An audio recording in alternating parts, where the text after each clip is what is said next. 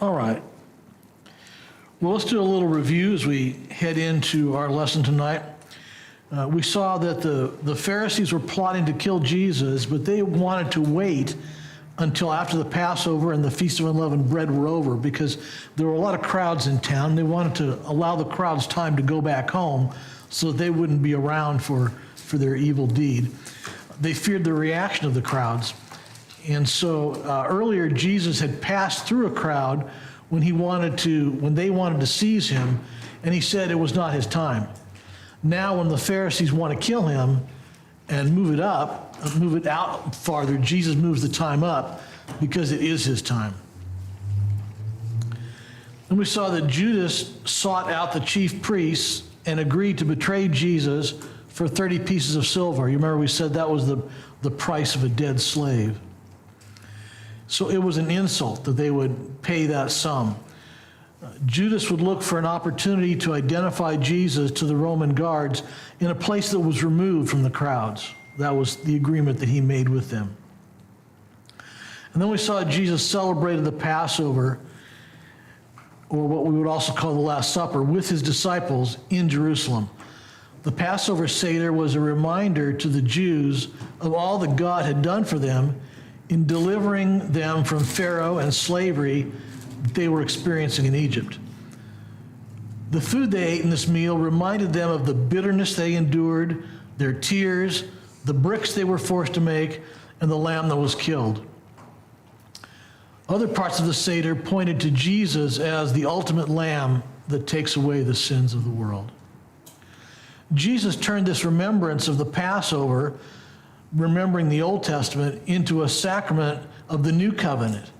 He took the bread and the wine, and he instituted the sacrament of communion for the church going forward. The old covenant was written on tablets of stone, but the new covenant is written in the hearts of men.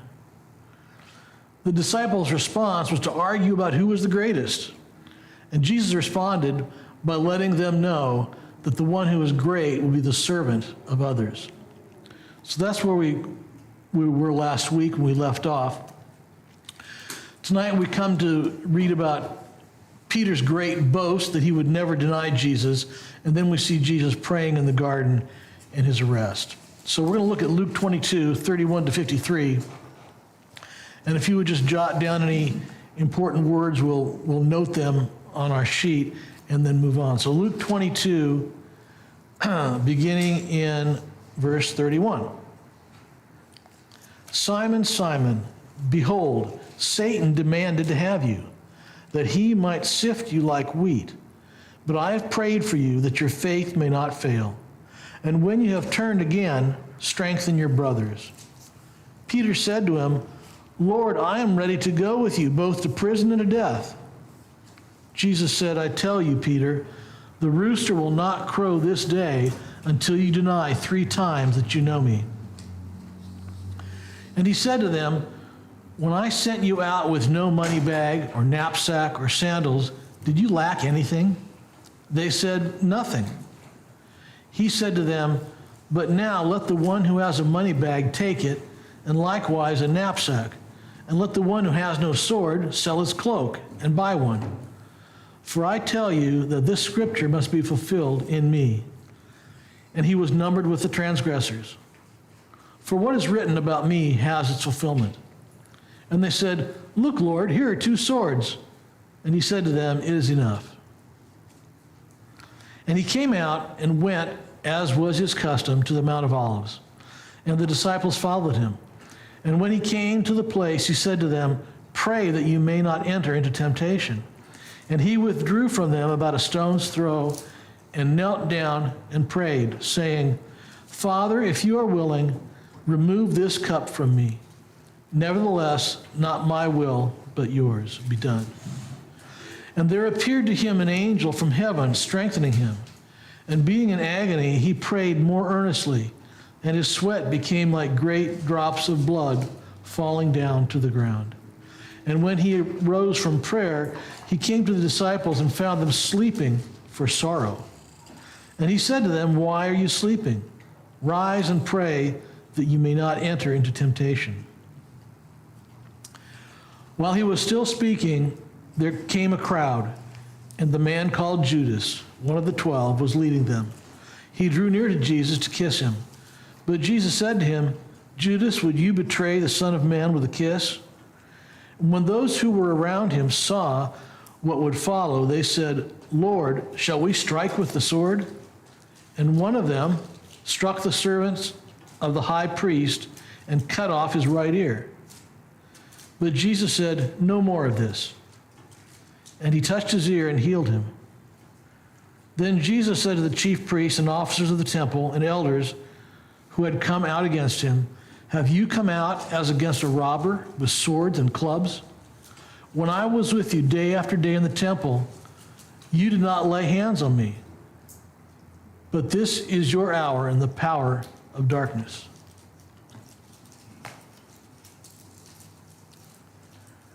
Okay, so what words kind of help us to summarize this? Temptation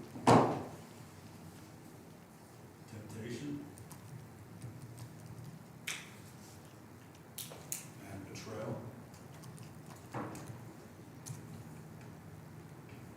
Hour of power.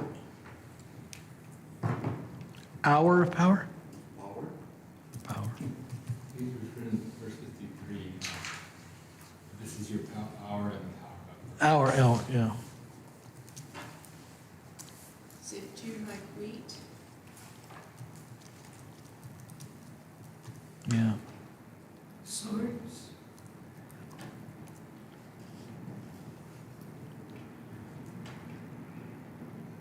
Agony. Yeah.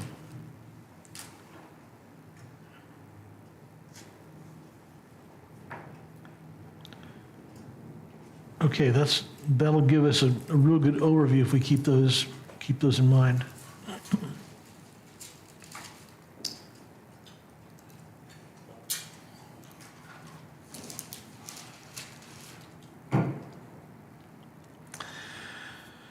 Well, Jesus just told the disciples at the end of the last section that if they want to be great in God's kingdom, they need to be servants. He went on to tell them that they would eat and drink at his table in the kingdom and also rule over the tribes of Israel.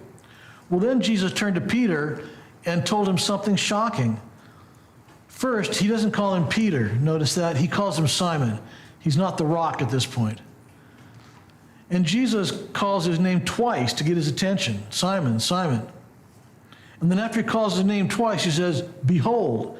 So he's really trying to get his attention here. Calls his name twice and then says, behold. He has something important to say. While Jesus is speaking to Simon, he is by extension addressing the other disciples, and he even has some things to say to us in this address to Simon. Jesus says that Satan has made demands on Simon and the others. Satan demanded to have them that he might sift them like wheat. Jesus again turns to an agricultural metaphor that the disciples would easily understand. Sifting wheat involved the rapid, repeated, violent shaking of wheat in a sieve. And here's a picture of a sieve. They may have used something like this, a simple box with a grate on the bottom, or maybe a round basket type thing that they might use to sift grain in. And again, the purpose is to separate the grain from the chaff or the outer husks. So I found this YouTube video. It's about a minute, but it shows people in the current day sifting grain.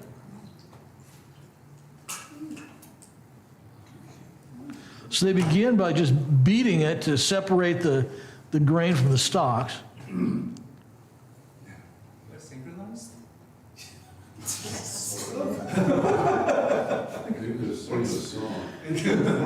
And now they're starting to sift with these kind of like a basket type thing. There's probably a grate or some holes in the bottom so that some of the dirt falls out the bottom. And then as they sift it like that, the lighter chaff kind of pops up and the wind blows that away.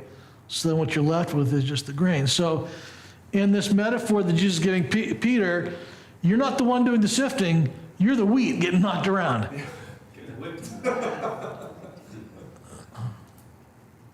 Where is that? It says it's somewhere in India. Out there on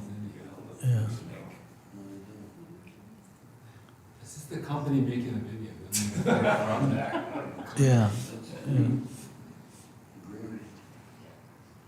Well, I always find that part of the chapter interesting because it shows that Satan understood how important Peter would be and the rest of the disciples would be to lay the foundation for the church.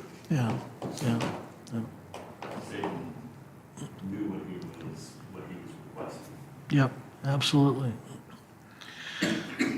The wording here also reminds us of the story of Job and what happened to him. And somebody has Job 1, 7 through 12. We'll refresh our memory of that.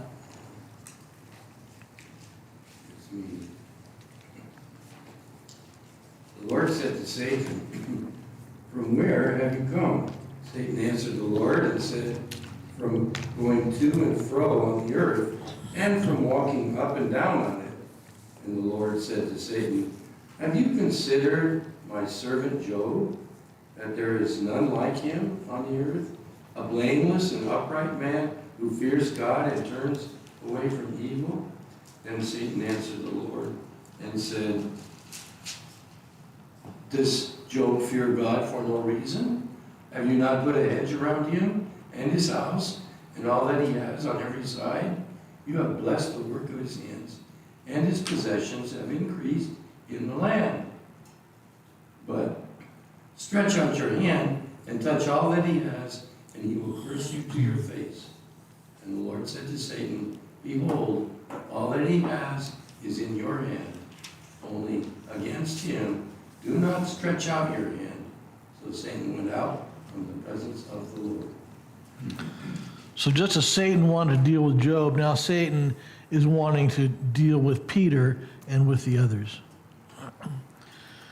So here Satan wants to sift Peter, but we also read in scriptures there are times when God uses this example too, and God speaks of using a sifting process. Somebody has Amos 9 and 10.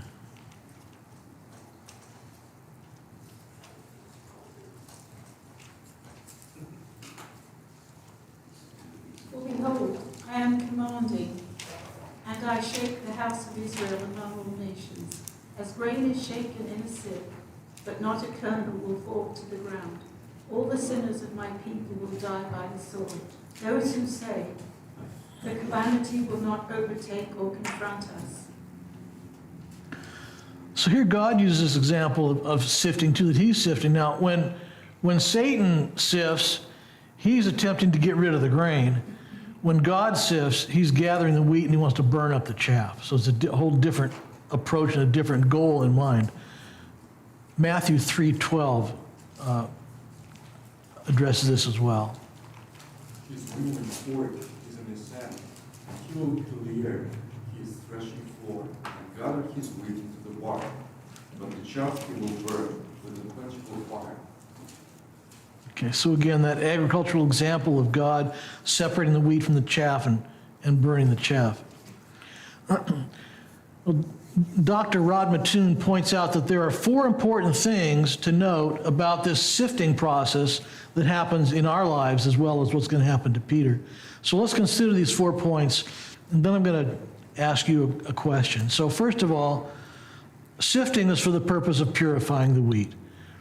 When the Lord puts us through a sifting process, he desires to purify our lives and get the chaff out. Satan, however, sifts a person to destroy them. His temptations are for the purpose of destroying us spiritually. This is what happened to Judas and what he tried to do to Peter. Sifting is also for the purpose of exposing the chaff. That's what Satan desires to do in us. He wants to expose our chaff, our faults, our sins, our weaknesses, for the purpose of hurting our testimony for Christ to lead others astray. Sifting was also done to separate the wheat from the chaff, the good from the bad. Satan sifts us to separate us from that which is good. He wants us to discard that which is good in our lives.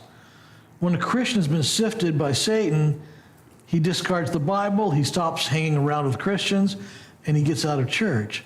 He separates himself from that which is good. And then fourthly is the up and down, teeter-totter motion of the sieve that we saw in that video clip that was used to sift the wheat. So Satan desires that we would be up and down or unstable in our lives. He tries to get us distracted and keep us from focusing our faith in the Lord by bringing them temptations and trials and turmoil into our lives. In fact, it was James who said, a double-minded man is unstable in all his ways.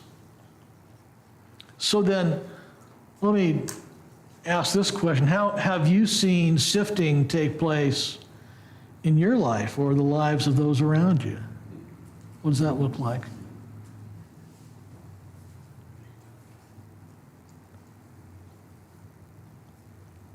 Shorter list is when I haven't. Pardon me? The shorter list is when I haven't. Yeah.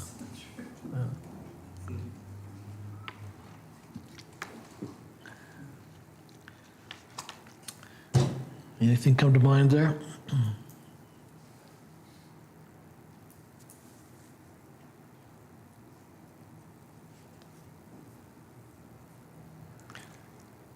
I think anytime there's seasons of instability, I think I like that point where things are not as they usually are, like during COVID, that was a lot of kind of shaking of churches and lives. And I like that kind of juxtaposition of those 4 points. Is God is intending it for one thing, but Satan almost for the other. And I think when God shakes us, it's not to make us unstable like Satan, but to, sort of shake us loose from sinful habits and attitudes. And so I wonder how many had kind of a complacent attitude about church, or it wasn't that big a deal, church attendance and all those things. And I think COVID showed, well, some people really only did it because it was convenient, and as soon as it became inconvenient or convenient to not show up, they didn't. And then when it took maybe a little bit more effort to come, because they're outside or whatever, when they weren't there, maybe that sort of told you what kind of attitude was there. But for others, I think they realized, no, I need to make church a priority and to come. So I like the idea that God is, when He shakes us, it's not to keep us unstable. Just we sometimes cling a little tightly to sinful habits and attitudes. It takes just a little bit of jiggling to get us to let go of it. Yeah. I think COVID was a really big sifter. Yeah, that's a great example. And you're right. We saw both responses, right? We saw Yeah. people that fell away, and we saw people that was a wake-up call for them. Some churches, they just closed up forever, and a lot of people left places for that reason. They didn't open up. They were Yeah. concerned with the wrong things. Some of the hard times that we've been through have driven us to understand that we need other Christians around us, and that we need that fellowship. And when you go through something without those people, you understand how much more you need God, and how much more you need to rely upon Him. And then when you're through it, when you look back, you have such a different picture of God and how He was there, He was helping, He was steadfast, but sometimes it takes going through it and then looking back to understand that after you've been sifted or shaken or whatever. Yeah.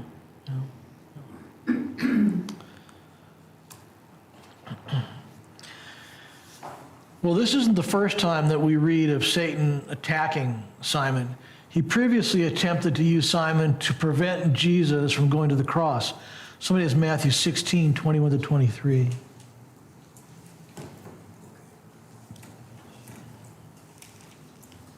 From then on, Jesus began to tell his disciples plainly that he had to go to Jerusalem, and he told them what would happen to him there. He would suffer at the hands of the leaders and the leading priests and the teachers of religious law. He would be killed, and he would be raised on the third day. But Peter took him aside and corrected him. Heaven forbid, Lord, he said, this will never happen to you. Jesus turned to Peter and said, get thee behind me, Satan. You are a dangerous trap to me. You are seeing things merely from a human point of view and not from God's. So Satan is attacked, and I see a little typo there, that's not attach, it's attack. Satan's attacked Simon before, and here he uses the word demand. Demand means, of course, to strongly ask for something, and there's sort of the implication there that the demander has a right to do so. But the important thing is that Satan must ask. There's a limit to his power and his authority.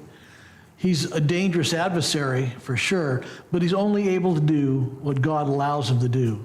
Satan may sift us, but only to the extent that God allows. Satan is seeking to destroy, but note that Jesus is interceding. Jesus prays for Peter.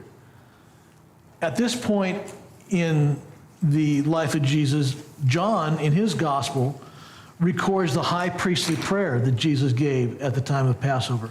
Luke doesn't have that full prayer, but it's in John's gospel. And there, Jesus prayed that the Father would keep these disciples in his name.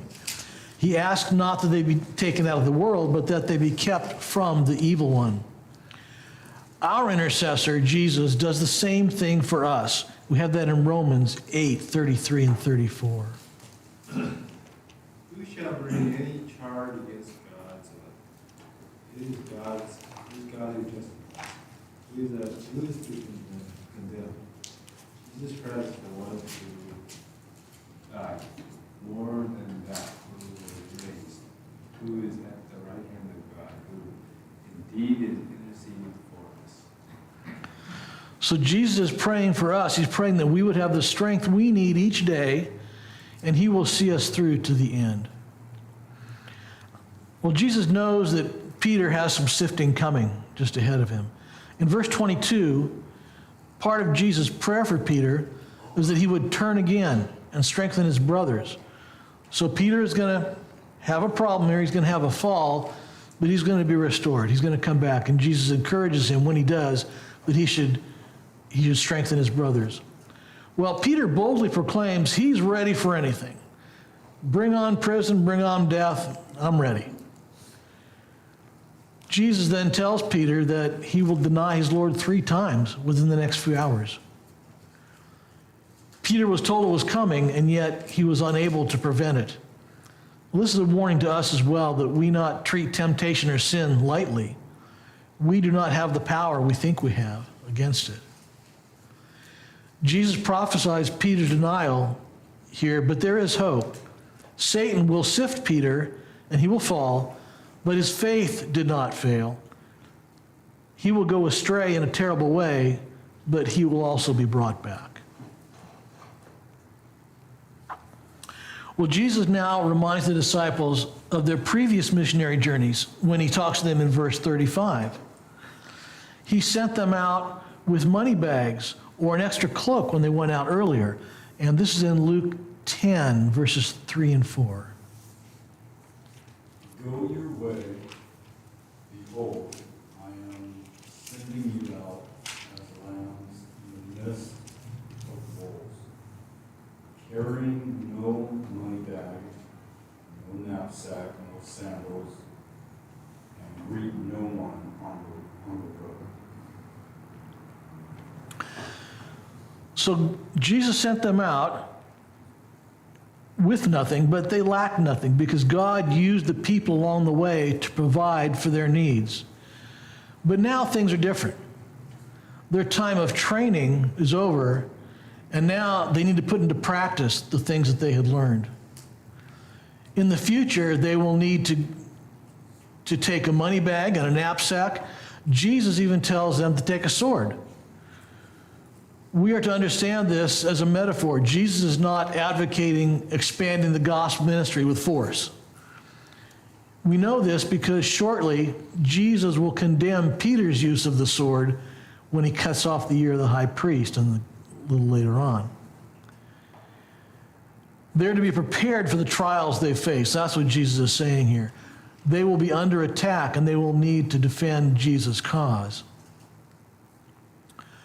The reason for these changes is found in verse 37. It's because Jesus must fulfill a prophecy.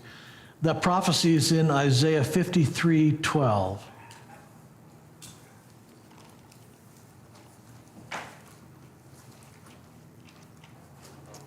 Therefore, I will divide him a portion with the many, and he shall divide the spoil with the strong, because he poured out his soil to death, his soul to death, and was numbered with the transgressors. Yet he bore the sin of many and makes intercession for the transgressors. So this word in Isaiah prophesies that Jesus would be numbered with the transgressors. And this word was numbered suggests that there was a careful study or reasoning that led to a conclusion. So in other words, the Jewish leaders did a careful study of Jesus and concluded that he should be regarded as a transgressor of the law. The author of the law was found by the manipulators of the law to be a lawbreaker. Some might say that this points to Jesus being crucified between two thieves. That's kind of a minor connection here, and it misses the larger point. The bigger point here is that it was prophesied that Jesus, the righteous Son of God, would be one with sinners in his death. This points to the substitutionary death of Jesus. And by extension, the other words written in Isaiah 53 about the Messiah will also be fulfilled in Jesus. These things must be fulfilled. And Jesus says they will be fulfilled in him. Now we look at verse 38 here, and verse 38 can be a little confusing. The disciples said, well, we have two swords, and yet they're still focused on the instruction Jesus gave earlier, and they missed the powerful words Jesus spoke about fulfilling the prophecy of Isaiah 53. He's told them again that he is the Messiah, and he would fulfill prophecy, and yet they're focusing on having enough weapons. And then Jesus replies, it is enough. That doesn't mean, well, two swords are enough, we'll get it done with just that. What he's really saying is more, it might be better phrased as, enough of this talk. So he's kind of dismissing what they're saying. It's similar to what he had said to them before. There are more important things ahead, so stop being worried about this earthly provision.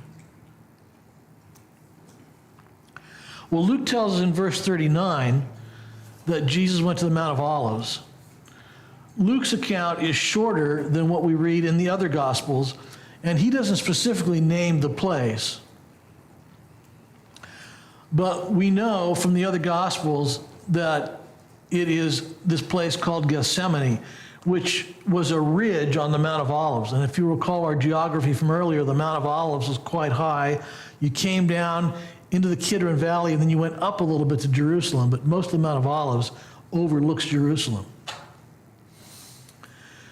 So from this point in Gethsemane, you could look back and see the temple. And Gethsemane means oil press. So naturally, there are a lot of olive trees there. And also, this is where Jesus is going to be pressed as well. It says that Jesus went there. It was his custom. This was not his first visit there, but he had been there many times. John tells us that Jesus often met there with his disciples. So Judas knew Jesus' habits, and that's where he could be found. Well, here's a little map, a reminder of where we are.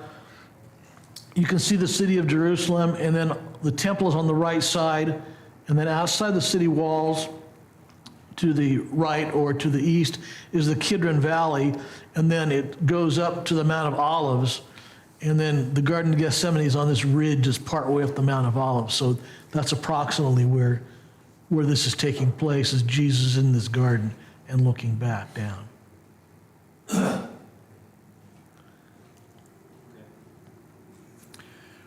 Well, Jerusalem was a very crowded city, and it didn't allow any rooms for gardens. But there were many wealthy people who owned private gardens out on the Mount of Olives. And so it seems like there's some wealthy friends of Jesus who allowed him to use their garden out there. The garden, of course, is significant.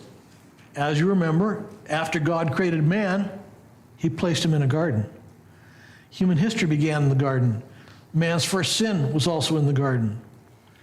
And in the future, there's going to be a garden where sin will be no more, and there will be a tree of life. That's in Revelation 22, 1 through 4. And the angel showed me a pure river with the water of life, clear as crystal, flowing from the throne of God and of the Lamb, coursing down the center of the main street. On each side of the river grew a tree of life, bearing 12 crops of fruit, with a fresh crop each month. The leaves were used for medicine to heal the nations. No longer will anything be cursed, for the throne of God and of the Lamb will be there, and his servants will worship him. And they will see his face, and his name will be written on their foreheads. So there's a garden with a tree of life awaiting in heaven, but between the garden where man first sinned and this glorious eternal garden, there's this garden now in Gethsemane where Jesus accepts the cup. Jesus had just warned the disciples that they were about to be sifted. Now he tells them to pray that they not enter temptation. They may have had the best of intentions, but that doesn't equate to the strength in the face of temptation. Jesus knows what is ahead, and he urges them to prepare themselves by praying. Verse 41 says that Jesus moved about a stone's throw away from the disciples. Luke doesn't name the disciples, but Matthew tells us that it's Peter, James, and John that were there with him. Jesus did create some distance, but it's still close enough to the disciples that they could witness his agonizing prayers and hear his cries of agony. Even though being so close to the agony, these disciples still fell asleep. The normal position for praying in that day was standing upright. But here we read that the gravity of the hour forces Jesus to his knees. Matthew adds another detail, Matthew 26:39. And going a little farther, he fell on his face and prayed, saying, My Father, if it be possible, let this cup pass from me. Nevertheless, not as I will, but as you will. So this agony drives Jesus to his knees and then to his face in prayer. He makes his request known to the Father, but it was preceded by, if you are willing. Remove this cup, but only if you are willing. The cup is frequently used in the Old Testament as a picture of God's wrath and judgment. Somebody has Jeremiah 25:15.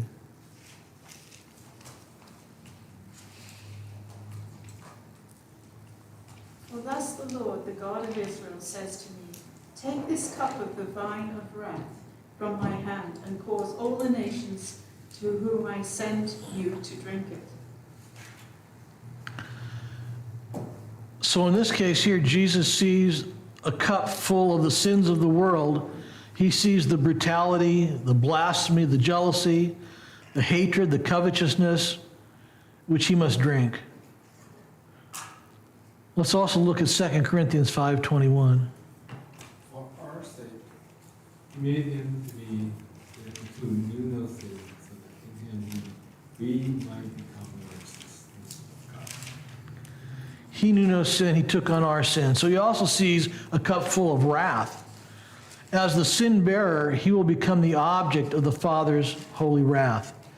He gets a foretaste of what is meant to be forsaken by his heavenly Father. Hell is opened up before him, and he's staggered by it. Luke only records this portion of Jesus' prayer, but it is the most important portion. We see here Jesus, the God-man. It shows Jesus human desire to avoid the cup set before him, yet a desire to follow the Father's will wherever it may lead. What a great example this is for us to follow in our prayers. Well, we see in verse 44 that an angel came to Jesus. Angels had come to Jesus one other time after he was tempted in the wilderness at the beginning of his ministry. Now, there is a final temptation to reject the cup, and an angel again comes to comfort him. The Father does not take the cup away from Jesus, but he does send an angel to strengthen him. Here again, we see Jesus' humanity being in need of angelic comfort and encouragement. He was for a while lower than the angels. Hebrews 2:7, who has that? You made him for a little while lower than the angels. You have crowned him with glory and honor, putting everything in subjection under his feet. So here at this time, here is Jesus lower than the angels, being ministered to by the angel. Well, the great agony that Jesus is undergoing causes him to sweat, his sweat to become like drops of blood, it says. The Puritan pastor Richard Baxter said this agony was not from the fear of death, but from the deep sense of God's wrath against sin, which he as our sacrifice was to bear, in greater pain than mere dying. Well, Dr. Luke is the only person to mention this point about the sweat drops of blood. The burden of imputed sin had physical and mental impacts on Jesus. This enormous weight caused his agony. Well, then we see Jesus arises from prayer, returns to the disciples, only to find them sleeping. And he says they were sleeping from sorrow. The New English Bible puts it this way: they were worn out by grief. Well, it's now around midnight, maybe a little after midnight. So yes, they're tired, but that's not the main cause for their drowsiness. They were sleeping because they had become downcast over the repeated predictions that Jesus would soon die. They were despairing and depressed. And one of the signs of that is excessive sleeping. Jesus had warned them to stay alert and pray that they not be overcome by temptation. Jesus is sweating drops of blood, and they have fallen asleep. Matthew tells us that Jesus had to come and arouse them 3 different times. They kept falling asleep. These words are not written that we would look down or criticize the disciples. They're written to teach us humility. These men have spent every day with Jesus for 3 years, and yet they fall asleep at this time, this crucial moment. We should take heed too, lest we fall. If these apostles were overcome by temptation, we take care that we not think too highly of ourselves. And as a side note here, these same 3 men, Peter, James, and John, also fell asleep at the Transfiguration. That's in Luke 9. Who is Luke 9, 20-32?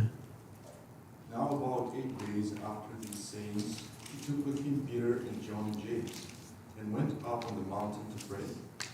And as he was praying, the appearance of his face was altered, and his clothing became dazzling white. And behold, 2 men were talking with him, Moses and Elijah, who appeared in glory and spoke of his departure, which he was about to accomplish at Jerusalem. Now Peter and those who were with him were heavy with sleep. But when they became fully awake, they saw his glory and the 2 men who stood with him. So I don't know what you want to make of that, but it's just interesting that they fell asleep at the Transfiguration, and these same 3 guys fall asleep here now in the garden. So That's why I don't feel bad when people fall asleep in the church, because if you fall asleep at the Transfiguration and when Jesus being betrayed, how am I going to be offended?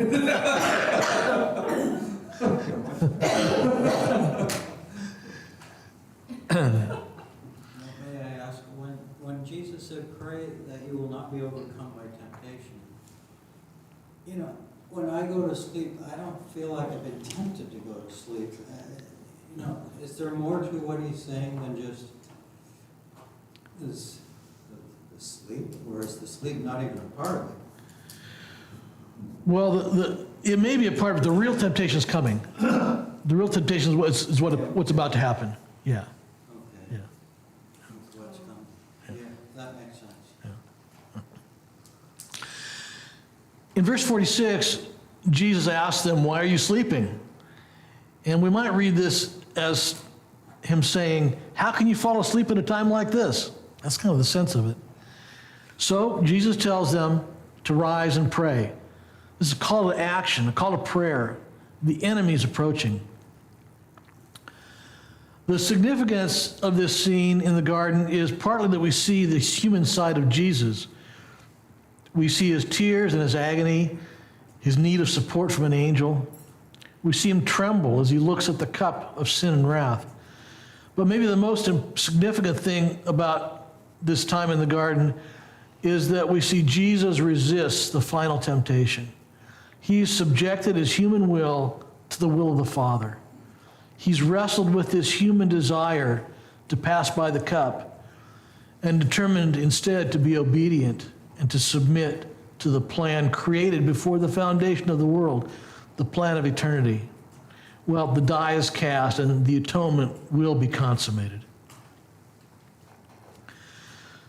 So here's one picture of this event. This is by the artist El Greco, called Agony in the Garden. And it's a troubling one. The figures are kind of elongated. There's some jarring colors that are used here. The space is confusing. You know, what's the angel doing and where the angel is and where the disciples are? It's kind of confusing. But it just adds to some of the drama and the emotion that's going on here. So here we see the angel coming to Jesus. Interestingly, actually, the angel has the cup. And then below the angel, you have those 3 disciples that have fallen asleep. Does Jesus look Spanish? Jesus looks Spanish. Yeah, he might have been in Spain when he painted this. I don't know. If you'll notice toward the bottom right, we see Judas and the soldiers that are approaching. And this is Passover time, so there's a full moon. So all the elements are there, but it's just it's almost eerie, right? And it's just very, very jarring the way he's used the way he's portraying the figures and the colors and the juxtaposition of everything here. People below the angel. Pardon? Is that the disciples below the angel? Yeah, those are the 3 disciples sleeping below the angel. Okay. Yeah. It's like a wave is coming up behind them. Wait, yeah, right. I see it now, it's like a hill behind them, but it looks, I see it inverted, it looks like it's coming out. It's coming out. It's like- Uh-huh, yeah. It's kind of weird because where the sun or the moon is in the shadows of it, Yeah. it just looks. Yeah, you're right. Yeah, but even the earth itself is starting to. Yeah, it kind of Yeah. looks like it's coming Yeah. over. And then they tilt the Judas and the soldiers, it's the tilted, they're standing on something tilted. Yeah, yeah. Like it speaks of, interesting. So Yeah. who's behind Jesus? In the lower right, that's No, up above them. I don't. Kind of that brownish thing. I think it's just like plants. Looks like a big, We're talking about the triangle, are those torches or spears or something? You look at the left corner? Like a face of. Yeah, look at the face or something. A face. Oh, That's talking about the moon on the right. yeah. The moon is on the right. Yeah, I'm not sure what that is. So anyway, that's El Greco's portrayal of this event. It's kind of chilling. I don't know if you want to try to point it out, but Oh. if it's solve the mystery or not. No. No, I'm not sure what. You can, the green button there is the laser. what's that? They're plants. I think those are just shrubs, right? I think that's the earth that's coming up over Jesus. And so those are just shrubs on the earth, I think. At least that's what it looks like to me. Because you look down at Jesus' side, you see there's shrubs down there at Jesus' side, and I think that's just more of the same up there. Oh, it almost looked like a Yeah, face. that's okay, but that, I see it both. Well, They have to start it's a Rorschach test. start interpreting the. It's sort of, Why does it look like Jesus like really? This is gonna it's happen right almost now? like a His face. Yeah. I don't know if this is the intent or not, but Jesus has a crimson robe, right? Yeah. But there's also the royal blue color too. So there's both aspects there. So anyway, okay. No art history majors in here. Apparently not. it's very Revelation, like, reminds me a bit of Revelation, Some of the imagery. yeah, it's Yeah. not like it, but it reminds me the way it's sort of dramatic. Yeah, yeah. The angel. Well, one other quickly here. This is a sculpture from a cathedral in France. It's currently at the Met in New York, but it portrays in very compressed fashion. So you've got the people are real tight together, and events that are real tight that are happening together. Let me try to magnify part of this. So here is Peter, and he's putting his sword back in his sheath. Okay, and then down here is the servant with his ear cut off, and if you'll notice, right above his head, you can kind of see there Jesus' hand is reaching through to touch his ear. If you look just above the. Looks like he's lost an arm too. I think this is the hand right here. And then we have Judas kissing Jesus, and then you've got the Roman soldier arresting Jesus. So those four events are kind of compressed into that one sculpture. Okay. And then here's a picture of the Garden of Gethsemane in current times. So it probably looks something like that. A lot of olive trees around there. I think they were the Okay, same, whoops. they were actually the same olive trees that Jesus was. Yeah, I think some of them are pretty old. Wow. Okay. In verse 47, we see that Jesus is rousing his sleepy disciples as the crowd approaches. John says it was a Roman cohort. A cohort was about 600 men, but some have suggested that it wasn't the full 600, maybe it was only a couple hundred. A lot of people in any event that showed up to arrest Jesus. I think it's the garden, because like 200 people. It's like the whole mountainside. Oh, wow. This small little like thing like this. No. It's a ridge on the mountainside. Yeah. So the number is probably so large because they have been instructed that they're going to go pick up an insurrectionist who claimed that he was some kind of king. So they're going to come out in force to get this guy. John also tells us in his gospel that there were some officers from the chief priests and Pharisees that were part of the crowd. So you've got the Roman guards and you've got the temple guards that are all coming out there, and of course Judas is leading the way.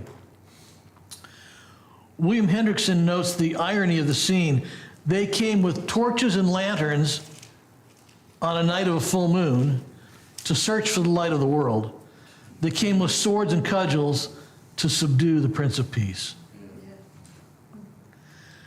Leading the way was none other than Judas. He approaches Jesus to greet him with a kiss. But before he has a chance, Jesus asks him the question, "Would you betray the Son of Man with a kiss?" Jesus refers to himself as the Son of Man, that title of Messiah that was given in Daniel that he recalls again here. Some see this question as a rebuke. Others say it's a final opportunity for Judas to repent. In either case, it didn't slow down Judas at all. So what was commonly a sign of respect and honor, this kiss for a rabbi, becomes a traitorous act. In verse 49, it seems that the other disciples have joined the scene. They remembered Jesus' words about obtaining a sword, and so they asked Jesus if this is the time to pull out the sword.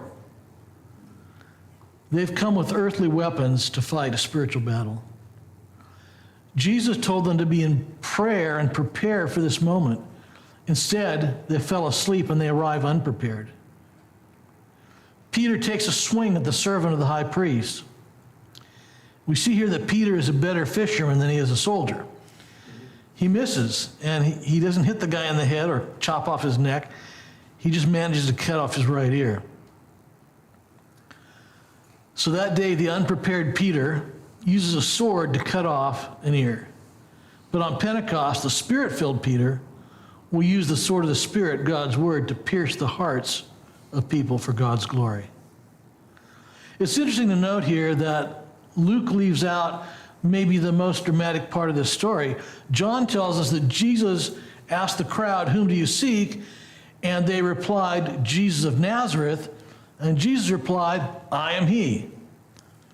And he used that covenant name of God, "I am." And when he did this, the whole crowd fell backward to the ground. Now, falling forward would be a sign of worship and praise. Falling backward is a sign of judgment. Dr. Luke, of course, is the only gospel writer to include the detail that Jesus healed the ear that Peter cut off. That would make sense for Dr. Luke to record that, wouldn't it? This is Jesus' last recorded miracle before his crucifixion. He tells the disciples, "No more of that," right? When they want to cut off, no more of that. This sounds like what he had said earlier when he said, "It is enough," in the same thing to the talk about the swords. Well, finally, Jesus rebukes the hypocrisy and cowardice of those who came to arrest him.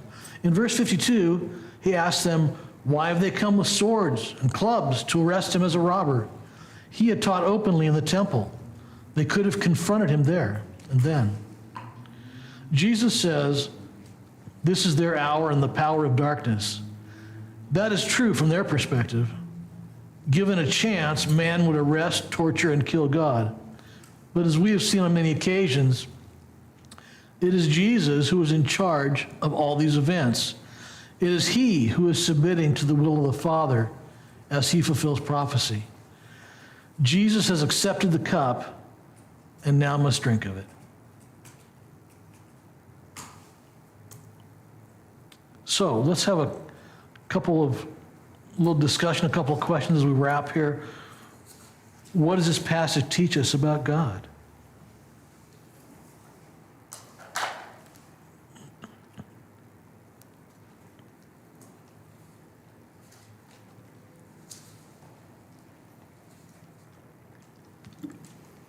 God's will shall be done. Yeah. Sovereign. Yeah, he's sovereign. Yeah, there's no thwarting his will or his plan.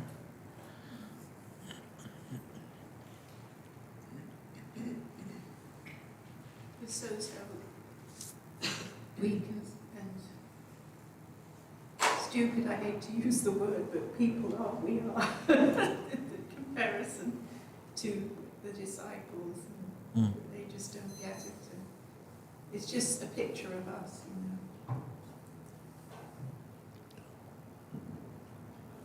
I think the humanity of Jesus, he was fully God, but he said, if it's possible, this cup would pass away, nevertheless, not my will, but yours be done. And that's very human and very divine all at the same time.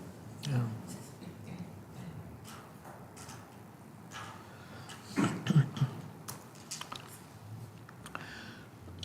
Well, then, a little more personal maybe. In what ways do I tend to boast about my faith, thinking I am beyond committing certain sins?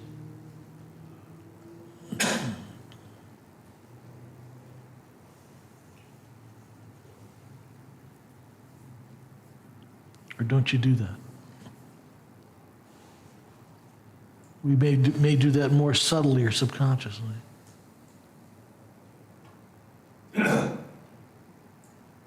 I think it comes out more like when you're judgmental and you see some other person do a sin and you think, God, I would never do that. It's just, but grace of God for any of us probably. So we have to be very careful and think, well, I would never do that. You just, God has a way of humbling you when you say it and think that.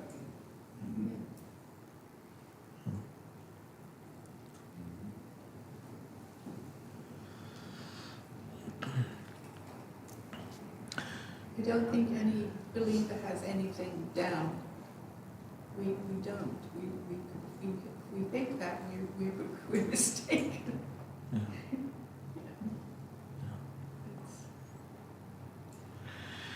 Well, and this can be a takeaway for you.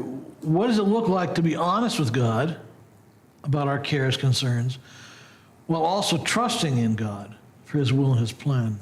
And how can we be working to cultivate both that honesty and trust? So that kind of speaks maybe to our prayer life and how we address God.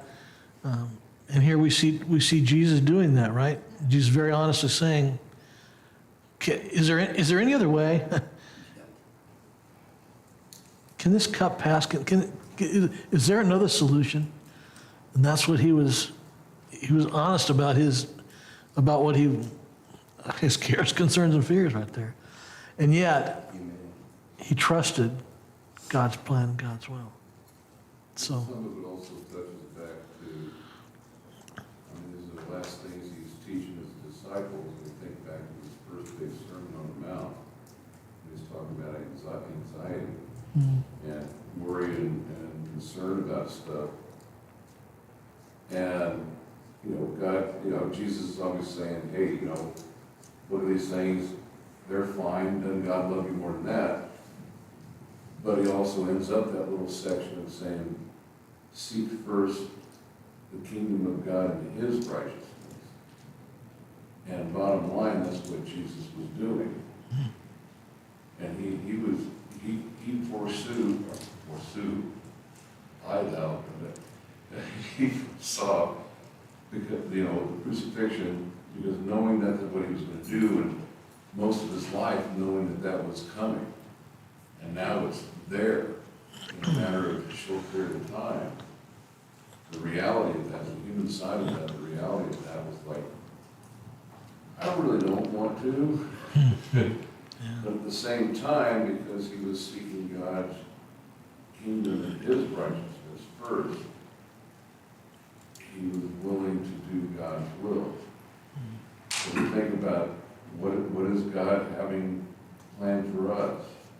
When we get to some significant crossroads, it's like, well, if I'm seeking God and his righteousness, and I go, whichever way that I'm going, if I'm following God, that's the right way. It doesn't seem like it. Yeah, thanks for that connection. That's a great connection there back to the Sermon on the Mount.